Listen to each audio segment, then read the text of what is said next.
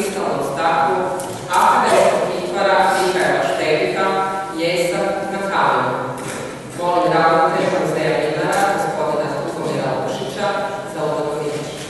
Večeras nam je izuzetna čast da muzej Vinara može ugostiti ovakvu jednu prekrasnu izložbu našeg poznatog slikara iz Čakovca, Pravomira Murca, Mihajla Števika, i drago nam je da evo večeras imamo jedan krasan međimurski štimul ovdje u našem prostoru, bilo da je riječ o glazbi ili o samim gostima našim koji su dobili iz Međimurja ili o nekim drugim malim izraženjima s kojima ćemo se susresti nakon otvorenja.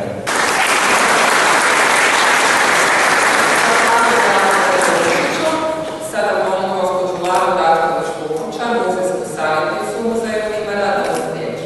Gospodo, cijenjeni uvaženi uzvanici, kolegice, kolege, prijatelji, uistinu mi je izuzetno zadovoljstvo večeras vas pozdraviti kod otvaranja izložbe akademskog kipara Mihajla Števika Jesak na staklu. Izložbe koja plješteće ljepotom zrcali njegovu opčinjenost gradbenom hvali, njegovog djela, staklom i njegovu predanost tajanstvenom žiću tog istog stakla. Predanost koja ga prati i preuzima 1982. u njegovom radu i zaista možemo reći da imamo sreću na ovoj izložbi kroz ovih 50 izložaka. Možemo slobodno reći vidjeti jednu retrospektivu čuda stakla Mihajla Števika. Naime, susrećemo se sa djelima koji su nastali u tom prvom trenutku spoznaje međusobne ljubavi Števika i stakla, a pratit ćemo sve do najnovijeg ciklusa koji je nastao 2014. godine, kada Števik logični sasvim želi i uspjeva savršeno spojiti i staklo sa kamenom.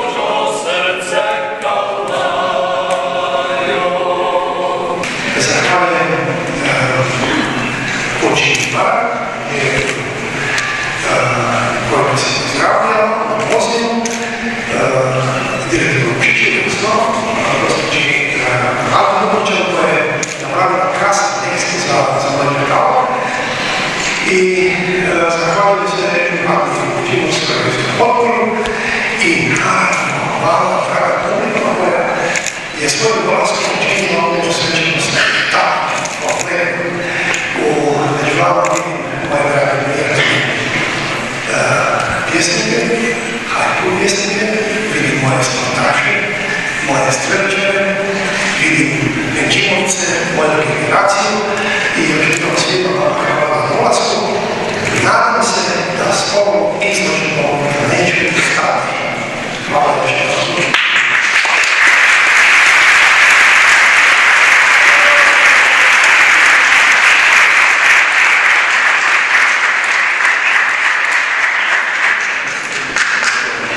Zahvaljujem gospodinu Števiku. Lijepo molim gospođu Herman, zamjenicu župana Međimurske županije, da otvori izložbu. Poštovane dame i gospodo, sve vas srdačno pozdravljam u ime Međimurske županije, ali i u ime brojnih Međimurki i Međimuraca koji se večeras nalaze ovdje na otvorenju izložbe prvog